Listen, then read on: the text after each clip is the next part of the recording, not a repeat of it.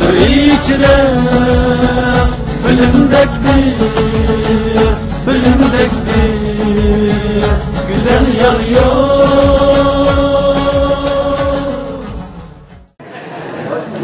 Assalamu alaikum.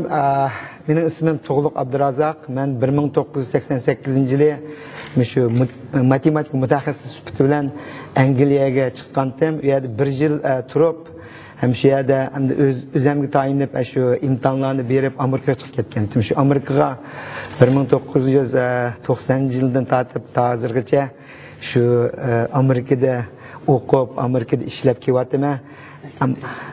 Her xil sohalarda ishlab baktım. Mesela ma'rif sohasida bo'lsin, shu ilmiy tadqiqot sohalarida bo'lsin, bozor sohalarida, tijorat sohalarida bo'lsin.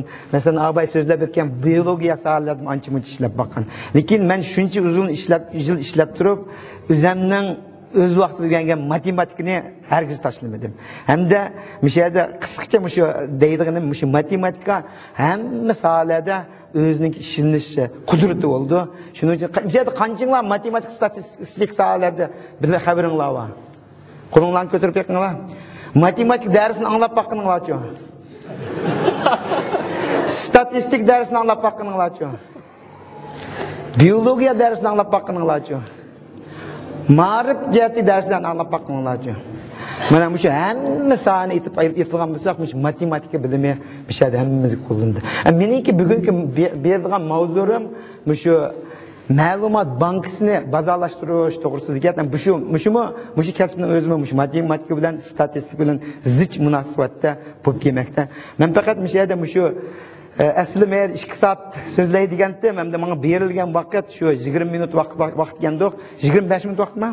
Sual bilan 25 minut. Sual bilan 25 minutga shu 20 minutda so'zlab baqay, 5 minutda bir savol javob shaklida bo'lsin. Har qanday savollar bo'lsa, mishad bir o'tir muzokara qilib baqaylik. Bildiganlarim bo'lsa javob berma, bilmaydiganlarim bo'lsa, mana mishad abay qo'l ko'targan har soatlik mutaxassislar so'z bor, shularga bir javob berib baqamiz. Xo'sh, shu temani boshlashdan burun men oldi bilan bir oddiy bir misolni keltirib baqay. Masalan, men kichik vaqtimda bizning tug'an mahallimizda bir satrash vaqtida Samadkam dedimi, Amtahunkamda bir satrash vaqti. U shu satrash zot esimga chiqmadi-da. Nima uchun deganda, shu dadam rahmatlik o'z vaqtida kichik vaqtimizda shu satrashning qishiga har qatam olib borgan chaqda qo'limizga bir taldan kampir tutqizib qo'yatdi. Nima uchun deganda shu satrash endi kelaqetim mushu bola yana shu chechin yasish kelgan mening oldim keldi degan o'yda bo'lishi mumkin. Shundami? Shunda bo'lgandan men chiqib o'zimni taniydigan bolalarga voy Samtahimkan dadang Samtahimkamning apirdigan bo'lsa bir tal kampitga erishsa deydi. Shuning boshqa bolalarmi o'zlarining ota-onalarini shu yoqqa so'rashtirib chechi o'sib qolganda hatta ba'zilik chechi o'smay turibmi? Dada qachon meni satrashni endi olib bersizlar deydi. Mana shu oddiy misol, mana hozir shu Amerikadek taraqqiylangan dunyoda yuksak texnika ega bo'lgan davlat shu nayt oddiy hukm yenilishyapti shu bozorlarda shundoq bozorlarni so'rayapti. Demak, u vaqtdagi ma'lumot nima deganda, shu kichik bolalar orqali shu ma'lumotni shu keng shu xaridorlarga yetkazish orqali satrash shu o'ziga xaridor tortyapti. Mana cho'ng shirkatlar hozir zamonaviy texnikasining taraqqiyoti bilan biz ma'lumot deymiz. Har qanday ishlarimiz, har qanday faoliyatlarimiz, har qanday ma'lumot orqali bo'ladi. Albatta hozir shu cho'ng shirkatlarning millionlagan xaridorlari bo'ldi. Shu millionlagan xaridorlarga o'zlarining shu mahsulotini, o'zining mahsulotini setish uchun, o'zining doirasini kengaytirish uchun albatta mendek bolalar kamp tutqish orqali ularning xaridorlarini nima qilaydi deganda ma'lumotlar orqali qila oladi. Xo'sh. Men qisqacha tanishtirib o'tay ma'lumot bankasini bozorlashtirish degan nima deganim. Bu yerda ma'lumot bankasini DBM deb atayman, database marketing deydi inglizcha. DBM degan nima? Ondan DBM nima uchun DBM degan narsani ishlatamiz? Ondan DBM ning asoslari nima? DBM'ninki qo'llanishir qayerda degandek mushta mavzularni qisqacha tunishtirdim. Abay men deb degandek 2 soatlik barangni men bu yerda bir 10-15 minut vaqtda bir qisqacha tunishtirdim. Qolgan gaplarni qilmaymiz. Endi bu yerda traditional deymiz. Traditional deganimiz aslidagi ma'lumot analiz qilish degan nima? Uning haqidan endi ma'lumotni data mining degan so'z nima deganda ma'lumotni qizish. Mining deganda kanlarni bilan qizish unga meyda ma'lumotni qanday degan ma'lumotning ichidan qanday qilib shu o'zingizningki tijoratingizga o'zingizning maqsadingizga foyda qiladigan shunday omillarni ko'chlablarni qizib chiqish degan narsa bo'ldi. Ham bu yerda database marketing degan ma'lumot bankasini qanday qilib bozorlashtirish. Demak, ma'lumot bankasimiz bankining ma'lumotlari bo'ldi. Iqtisodning ma'lumotlari bo'ldi. Ma'rifning ma'lumotlari bo'ldi. Bu yerda abay birmuncha biologiyada Muş doğru gerçek kıvatkan muşlarının mı hemmesi malumat atlarık özlerinin yakınlarını çıkardı. Meyda yine kolumuz muşluğu değil mi?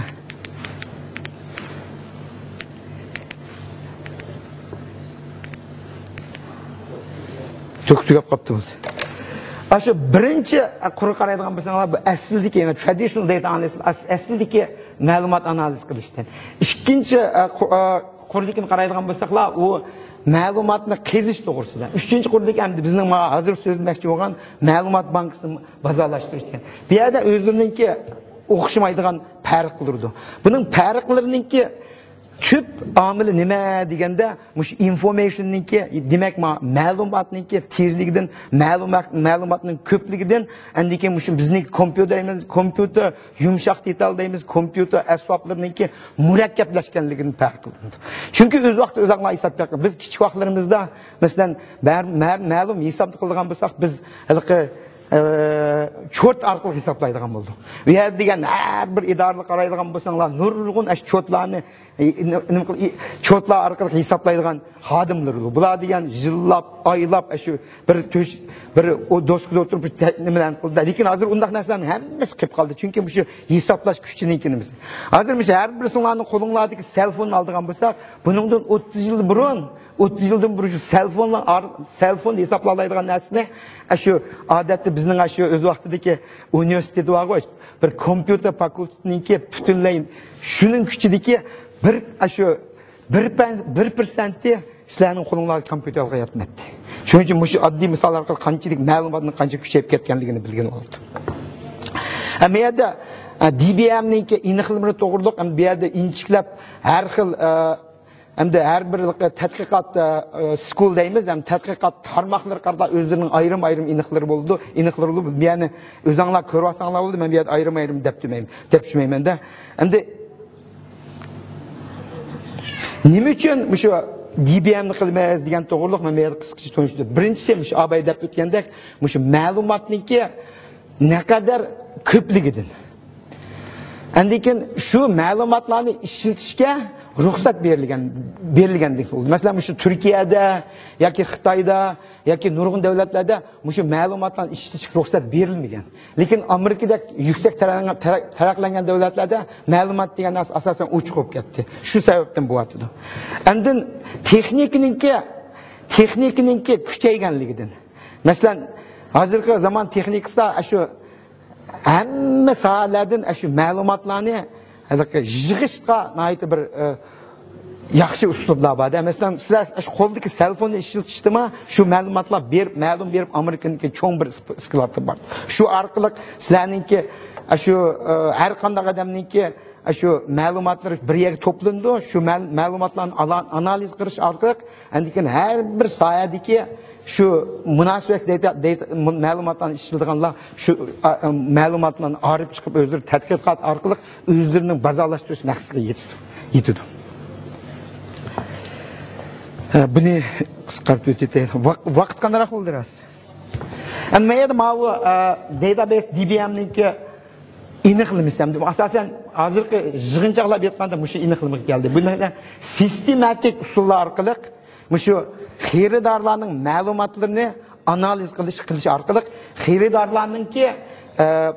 xaridorlarningki masalan shu bozorlashtirish uchun shularningki informationların, yani şularning aniq ma'lumotlarni tepish degan narsa bu yerda qisqa shunday aytganda. Ama yerda bir ikki misolni tonishtirish orqali hamda mishada shu ma'lumot analizininki ham asosan qo'llanilgan ba'zi bir uslublarni grafik orqali bir tonishtirib Mava birinchi men nima deb qalimni birinchi qur deymiz ham. Birinchi qur qaraydigan bo'lsanglar bu ham ma'lumotlar. Ham ma'lumotlar bu yerda masalan ikkinchisi qaraydigan bo'lsa customer data deydi. Customer data deganimiz xaridorlarning ma'lumotlari. Uchinchisi bo'lgan bo'lsa transaction data degan masalan sizlar shu bu Amerikada taraqqiylangan davlatlarda shu credit kartlarni ishlatamiz, kartlar orqali shu vaqtda shu siz berib bir narsani oldingiz, uni shu xotirlandi, database xotirlandi, shularning transaction data deydi. Masalan, yilda qanchalik pul qashildingiz, qanchalik material oldingiz, qanday materiallarni oldingiz, nalarga berib tijorat qildingiz, qanday yo'llar orqali tijorat bo'ldingiz degandek hamma informatsiyalar ashyolar keldi. Endi uningdan boshqa ma'lumotlar, masalan, bu boshqa ma'lumotlar deganimiz, masalan, shu kompyuterlar orqali sizlarni yig'ishtiradigan ma'lumotlar bor. Masalan, deb oldigan bo'lsak, masalan, ba'zi bir yerlar, ba'zi bir masalan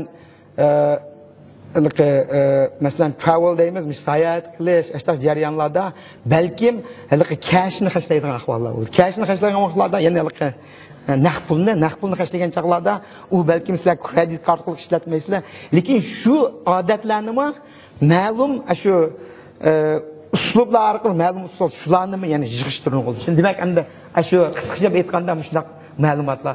Bu ma'lumotlarning hammasi bir yerga berib, data warehousing deymiz. Data warehousing deganimiz bir sklad.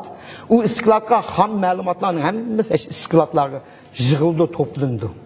Bu to'plangan ma'lumotlar haqiqatan uning ichidan hammasi ishlanib ketishini ataydi. Bir qismlari ishlandi, bir qismlari ishlanmaydi, bir qismlari ma'lum soatliklarga ishlatgan bilan yana bir qismlari yana boshqa soatlarga ishlandi. Masalan, ma'rif sohasiga ishlanganlari va tijorat sohasiga ishlanganlari va to'g'rigarlik chiqgan shunday ma'lumotlarni seçelim. Endi bu yerda shuningdan chiqib, endi bu database degan narsa. Database deganimiz endi bu yerda ma'lumot bankasi deymiz. Bu ma'lumot bankasiga kirgan ma'lumotlar endi shunday shu kasb emas, shu ishlatib bo'lmaydigan ma'lumotlarni bir qo'l tozalab chiqib, endi bu yerda relational database deymiz. Relational database deyimiz ham tuyanda Shuhrat apandim balkim shu to'g'riliq azroq yana so'zlaydi bu yerda deb shu nurg'un ma'lumotlarni ayrim bir yerlar qilib, endi bularning orasidagi munosabatni bog'lashtirib, endi shuni shu qabul qilmoq, shu ma'lumotni ishlatadigan odamlarga nisbatan bir xil qulaylik yaratib beradigan bir endi bankda bir ma'lumot bankasi bo'ldi.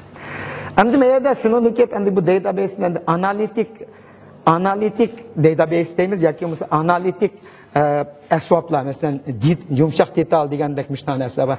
Endi bizning mishada masalan matematik, statistik, shu biologiya deymiz, doğru tadqiqotlar deymiz. Bu yerlarda shu analitik uslublarni, analitik qurollar orqali andikan ma'lumotlarni databasedan chiqib ma'lumotlarni analiz. Bu vaqtida mana shu bizningki matematika deymiz, statistik deymiz, ma'rif sohasida bo'lamiz. Hamma masalan mishada abay deb o'tganlarning hammasi hech qaysi statistikani aralamaydi. Matematikani aralamaydi. Shunday deyman, ha? Bizlardan masalan boshlarini linishlayotdi. Shunday narsalar. Shuning uchun aslida bizningki mana bizning o'yina oladigan cho'ng rolimiz nada deganda, masalan bizga o'xshashmish matematika, statistika, ya'ni boshqa har kas bizning o'yinlarimiz analitik uslublar orqali shu ma'lumotlarni tadqiq qilish degan bir narsa. Endi uningdan chiqqandan keyin endiki shu ma'lumotlarni qanday qilib bazalashtirish. Abay masalan Rishad apandim siz so'zlab o'tgandek clinical researchda phase 1, phase 2, phase 3 degan narsa bo'ldi. Masalan phase 1da bular shu doğrugarlikning asos bilimlarini ishlatish orqali shu doğruninki qandoq kelib chiqishini, qandoq tasdiqlashini mumkin. Ikkinchi darajaga kelganda uningdan sinoq davriga o'tdi. Uchinchi davriga kelganda qandoq uni marketing qilish, qandoq qilib bazalashtirish degan narsalar bo'ldi. Demak, masalan ma'lum bir doğruni tadqiq qildik, uni chiqardik. Undan keyin uni chashqanlar olamdı yoki nimalarga olam berib bir sinab chiqdi. Endi 3-bosqichga kelgan chaqda shu haqiqatan insonlarga nisbatan aytgan chaqda qanchalik shu haqiqatan shu doğruninki shu degan maqsad yetalamdi degan chaqda men shu vaqtda shu data analiz usullari yumshoq detallar orqali ishlatib endi buni bazalashtirish kerak.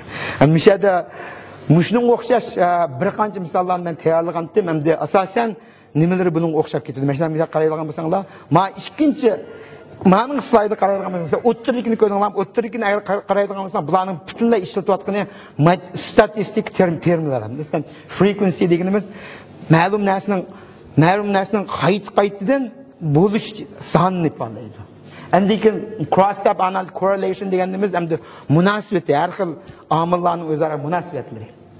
Endi qayerda logistic regression degan statistik nəhayət köp işlənilən bir termlar, şu logistic regression, decision tree deb hem de şu bir xil köçət deyimiz hem de decision tree-ni hem de basaq oldu vaxt decision tree-ni şu qarar qilish uchun bo'lgan bir xil köçət şəkildəki nərsədən şundaq nərsələr. Məni bir göstərəydim. Məsələn mən bir-birləb oxub çıxay degan məqsəd etdim. Lekin bu yerda ham de shu yerda to'xtam. Buni ham ko'rsatish maqsad albatta sizlarga bilan o'qib chiqinglar degan maqsad emas. Shu yerda ko'rsatgan hammasi Amerikadagi dangliq atoqli shirkatlar. Shu shirkatlar hammasi shu ma'lumotlar orqali jon boqadigan shirkatlar deymiz. Masalan, shu yerda qaraydigan bo'lsanglar, DMB deymiz, V12 deymiz, V12 degan, Epsilon deymiz, endikin Equifax deymiz, Axiom deymiz. Mushlar degan asasen şu çoğun şirketler şunun. Yani bizning şirket Merkle degan şirket şu Amerika bo'yicha şu ma'lumot analiz qilishda ishlayotgan şu xizmatchilarning soni qaraganda bizniki 10-o'rinda turdi. Lekin bizniki shirkatimiz shu butun Amerikaninki shu database marketingninki shu topgan foydalariniki 5% egallaydi.